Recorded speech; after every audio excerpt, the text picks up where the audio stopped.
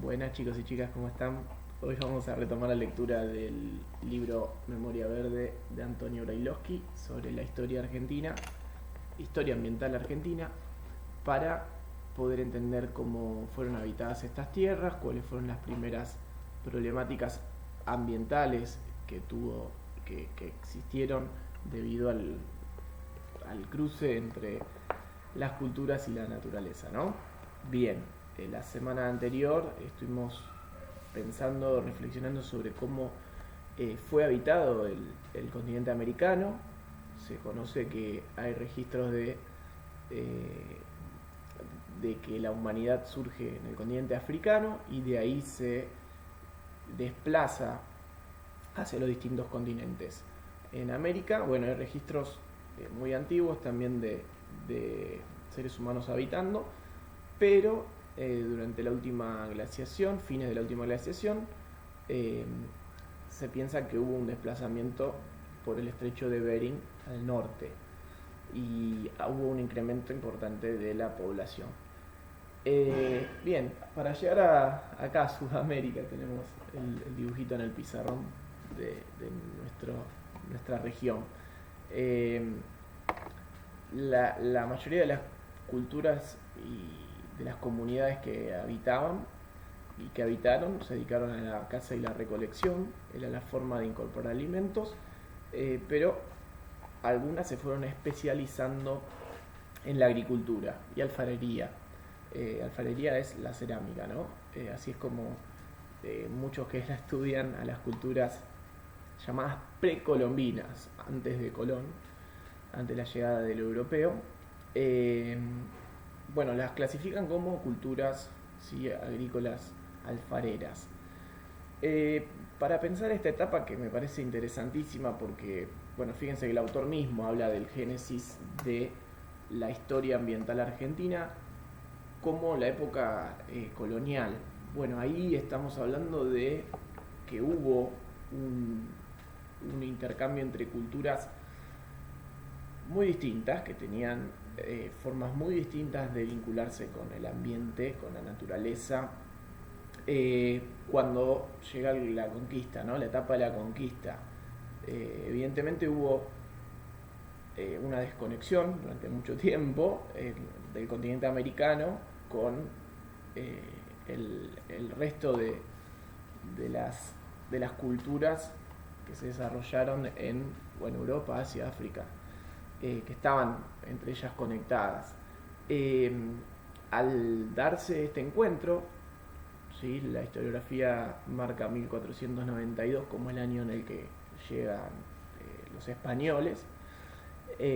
Realmente hay un mestizaje, una confluencia entre dos culturas que tenían formas muy distintas de vincularse con el ambiente, con la naturaleza, eh, diferentes formas de desarrollarse.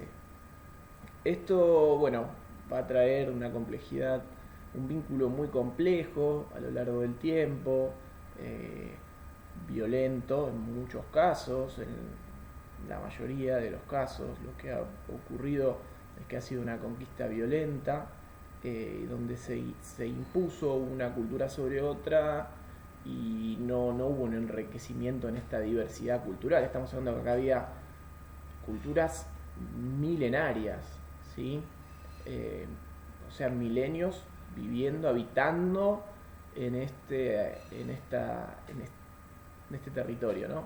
Entonces, parece interesante poder pensar nuestro génesis desde ahí, nuestros principios desde ahí. Ya había pueblos preexistentes habitando este territorio con una forma de ver las cosas muy particular. Y para eso, bueno, aprovecho a recomendarles una lectura de cuarentena. Fíjense esta trilogía fantástica, de literatura fantástica, de la autora argentina Liliana Bodoc, ¿sí? Se llama La saga de los confines, así van a encontrarla. Yo no soy muy amante de la literatura fantástica, vieron esto de castillos, brujos, magia, pero por suerte tengo uno de mis hermanos que sí, y me prestó estos libros, me fascinaron. La autora, que es argentina, falleció lamentablemente hace unos años. Eh, Hace una analogía sobre lo que fue el encuentro de estos dos mundos en la conquista, ¿sí? En formato de literatura fantástica, con magos, con brujos, pero que realmente uno lo disfruta, se disfruta mucho, y también te hace ver pensarla, la historia desde la mirada de los pueblos indígenas, porque sí, empieza primero de estos libros, que es el Día de los Venados, cuando estas culturas que habitaban los territorios que le llaman las tierras fértiles acá en la trilogía, empiezan a recibir señales de la naturaleza, que ellos estaban muy vinculados con esa espiritualidad, que les indicaba que algo malo iba a pasar.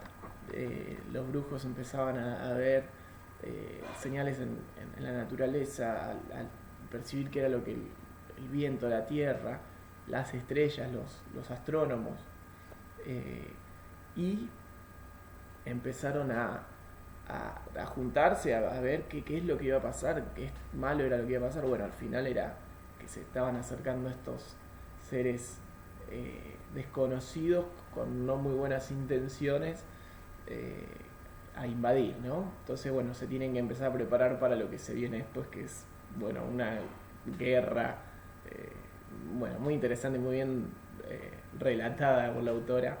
La verdad que interesante, y también nos pone en una situación de pensar la conquista desde términos literarios, que es otra forma de conocer.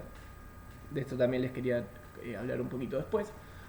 Pero de una mirada de los pueblos indígenas, que pocas veces hemos tenido esa mirada tan bien relatada. La verdad que muy, muy recomendable. Bueno, esto me hacía acordar a cuando ellos describen cuando vienen estos seres con armas de fuego, ¿no? Y con las naves que venían. Hay relatos de algunos pueblos que cuentan en sus leyendas también que también pudieron predecir lo que iba a pasar mediante la lectura de los astros, por ejemplo, los mayas, etc. Cuando veían estos seres les parecían seres fantásticos, ¿no? Bueno, parecía interesante llevarlo y compararlo con lo que en el libro de Brailovsky describe en un momento, que es que hay una parte que le llaman que los primeros cronistas, ¿sí?, a la naturaleza la ven como un enemigo. Los primeros cronistas de la época de los conquistadores, ¿no? Fíjense, dice: ahora nos interesa conocer la visión opuesta de la misma realidad, es decir, cómo veían los primeros conquistadores la naturaleza americana, que la ven la naturaleza como enemigo. Dice: esa misma naturaleza, que había sido cuidadosamente administrada y preservada por las civilizaciones precolombinas, aparece como hostil a los primeros conquistadores. Para los que salían de su pueblo y se iban a correr el mundo, los ríos aparecían como demasiado caudalosos, las llanuras demasiado extensas, los animales extraños, y todo en América tenía las proporciones de la desmesura. Se encontraron con un gran mar dulce, tan enorme que nadie lo hubiera creído un río, con la leyenda de ciudades cuyas casas eran de plata con tejados de oro, y también descubrieron una flor puesta allí por Dios para recordar con su forma el drama de la pasión, bueno, de Cristo, ¿no? Será el ceibo que tiene esas flores que parecen, hay leyendas que hablan, ¿no?, de sangre derramada. Bueno, fíjense cómo lo que hablábamos, estos marcos teóricos que tenemos que tener, estas gafas que nos permiten ver las cosas, al no tener incorporado esas teorías sobre el espacio. Bueno, había cosas que las percibían caóticas. Dice: en este tablado de maravillas la vida podía perderse a cada instante. América era hostil, lo eran sus ríos y sus plantas, sus indios y sus animales, ¿sí? Cuenta un cronista que los tigres se comieron a los primeros 6 hombres que tocaron tierra en la expedición de Pedro de Mendoza. En América parecían no regir las leyes de la naturaleza, que conocían, ¿no? Cristóbal Colón ve sirenas en la desembocadura del Orinoco, acá en Sudamérica, al norte, en Venezuela, Colombia. Y también se encuentra con un río cuyas aguas eran tan calientes que no se podía meter la mano en ellas. Todo esto cuentan las crónicas de aquella época.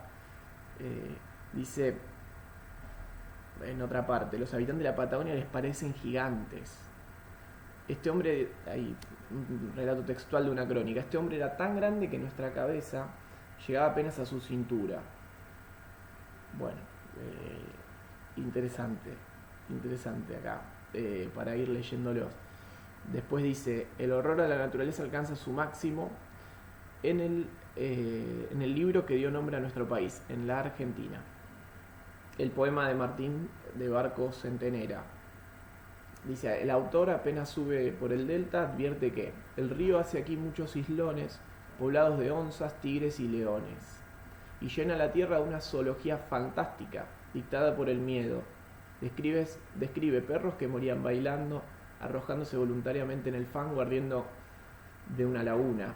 Habla de un animalito llamado carbunclo, pequeño, con un espejo en la frente, reluciente como la brasa ignita en Recioleño.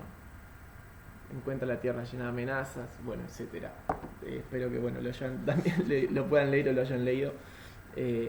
Bueno, cómo se mezcla la literatura fantástica que hablábamos recién, también en las crónicas y los relatos de todas estas personas que llegan a un ambiente que no conocían y sus primeras impresiones lo describen como hostil, muy hostil. Sin embargo, y a donde me interesa que hagamos mayor hincapié, había culturas milenarias y que tenían un conocimiento y una forma de habitar el territorio que también era armoniosa y que llega a su máxima expresión en una cultura con un desarrollo muy, muy avanzado, que fue la Inca. Y acá hablamos de estas comunidades que ya tenían un desarrollo agrícola alfarero, ya habían dejado esa etapa de cazadores recolectores y teníamos en toda esta zona, sí, que viene de los Andes, que baja, ¿no?, del Imperio Inca, tenía un foco en lo que hoy es Perú, ¿no? De ahí nace la cultura, pero bueno, llega el desarrollo con su tecnología, que ahí me interesa, su tecnología de cultivo y de producir alimentos, llega, bueno, a todo lo que es el noroeste argentino, ¿sí? Hasta en Mendoza tenemos registros de este imperio. Y también teníamos agricultura en la zona litoraleña, ¿sí? Las culturas ribereñas que lo hacían al río, en la ribera del río, que podemos, bueno, asociar con la nación guaraní tal vez. Bueno, también tenían desarrollo agrícola, pero el Inca era interesante, que era en una zona muy particular y que no era lo que los europeos veían como posible cultivar y posible producir alimentos en la montaña, ¿sí? Entonces todas las terrazas, fíjense, de cultivo, fíjense que acá está marcado como el principio, ¿sí? Dice, nuestra historia ambiental argentina se inicia con una de las catástrofes ecológicas más serias que hayan ocurrido en el país, y que fue la destrucción del sistema incaico de agricultura en terrazas, perpetrada por los conquistadores españoles. Bueno, ahí tenemos bastante para indagar y para pensar y reflexionar. Dice, el imperio incaico fue un espectacular ejemplo de eficiencia en el manejo de la tierra y en el respeto al equilibrio ecológico de la región. Bueno, después se explaya el autor, que espero que lo puedan también leer bien, sobre cómo eran las características de estas tecnologías de cultivo, cómo alimentaba a tanta gente y cómo permitió una organización, como dice acá, una organización que logró la preservación, el desarrollo de los recursos humanos y naturales en estas condiciones, ¿no? Ambientales, que eran la montaña, en un clima por lo general seco con escasez de agua, que a su vez generó, habla de una sociedad centralizada, fue resultado de una sociedad centralizada y fuertemente autoritaria, que aplicó ese autoritarismo para superar las fuertes restricciones ecológicas del ambiente andino, proporcionando a esa población los niveles de vida más altos de su historia.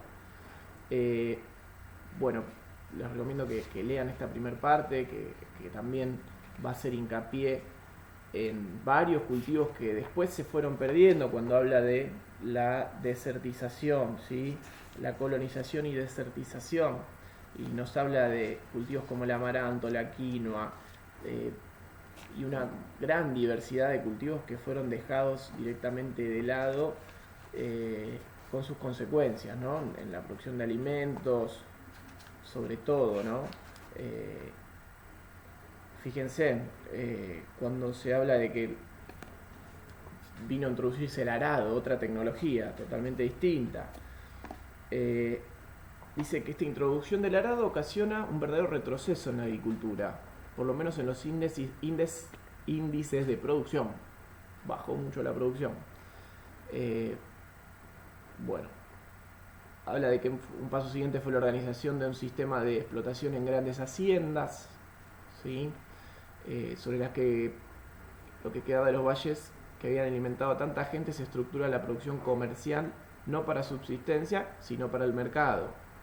O sea, haciendas que producían un cultivo para exportar.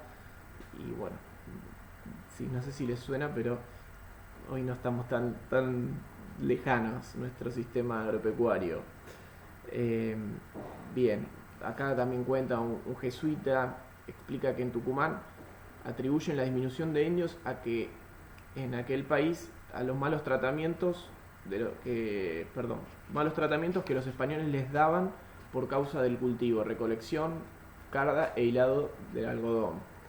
Este ataque a los indígenas no se detuvo en las personas ni en el suelo, sino que alcanzó también animales y plantas. La vicuña comenzó a ser muerta para aprovechar su lana, mientras que los conquistadores utilizaron muy poco las plantas cultivadas antes de su llegada. Algunas, como el maíz, el tomate y la papa, sí, dice que modificaron radicalmente la dieta de varios países europeos y posibilitaron una expansión considerable de la población de esos países. Pero las demás plantas cayeron en el olvido, desplazadas a veces por el trigo, la cebada y el algodón, y otras veces por el desierto.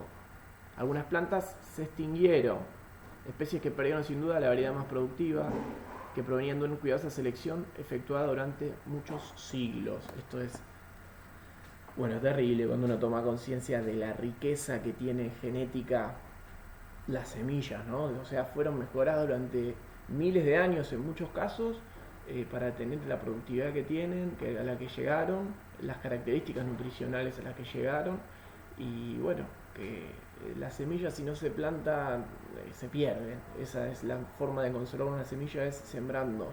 Y eso es lo que ha pasado, se ha perdido muchísimo en una conquista que lamentablemente no desconoció la riqueza cultural que podría haber habido, y ese mestizaje que hablábamos en un principio, esa mixtura, no se pudo dar enriqueciéndose mutuamente, sino que fue una oprimiendo o tratando de suprimir a la otra, ¿no? Entonces, interesante ver qué es lo que nos queda y qué es lo que todavía tenemos por recuperar de ahí, porque tenemos muchas culturas propias, originarias, que todavía siguen desarrollándose de esa manera. Interesante para analizarlo en nuestra vida y en nuestro proyecto a futuro, ¿no? Porque lo que tenemos que pensar también es el modo de desarrollo que vamos a tener de aquí en adelante. Así que estamos en un momento que sirve también, acompaña la reflexión. Estos primeros capítulos, después vamos a ir al recurso minero, hablar un poco más de la pampa húmeda, y esta visión de la pampa como un desierto, ¿sí? Tenemos esta zona de acá, central, en Argentina, nuestro territorio, que bueno, en idioma indígena pampa puede ser traducido como desierto, difícil de ser atravesado, ¿sí? No estaba, no hay grandes ríos, no había fuentes de alimento importantes, no había asentamientos de pueblos en el medio. Entonces, bueno, es una zona muy interesante que se va de a poco ir convirtiendo en un lugar, una zona de disputa. ¿Sí? Acá podemos ver también en, bueno, en la forma continental, ¿no? Hay la desembocadura de varios ríos interiores que se da en el Río de la Plata. Estos puertos naturales que se generan en Montevideo, en Buenos Aires, que, bueno, generan un lugar de paso para la fase esta de desarrollo colonial, que lo que tenía planeado era llevarse recursos hacia, hacia Europa, ¿no es cierto? Y bueno, por más que la zona minera más rica estuviera al norte, estuviera cerca del mar del Pacífico, lo tenía que llevar para el Atlántico y el transporte era lo más sencillo, vehiculizarlo por vías fluviales, por los ríos, y que fuera por esa desembocadura atravesar el Atlántico. Entonces, bueno, eso fue generando los poblamientos que después, avanzando en este capítulo, vamos a empezar también a pensar y analizar cómo se fueron generando los nuevos poblados y cómo se vincularon con el ambiente, cuál fue la situación ambiental en cada caso. Bueno, esta sería la primera parte de la lectura que espero que hayan podido hacer ya de este segundo capítulo. La semana que viene sí me gustaría que podamos hacer un debate por Zoom y ya podamos hablar bien de la lectura completa de este capítulo, que me parece interesante poder profundizarlo bien, y por eso lo hacemos la lectura completa, porque sienta las bases de lo que va a ser después, ¿sí?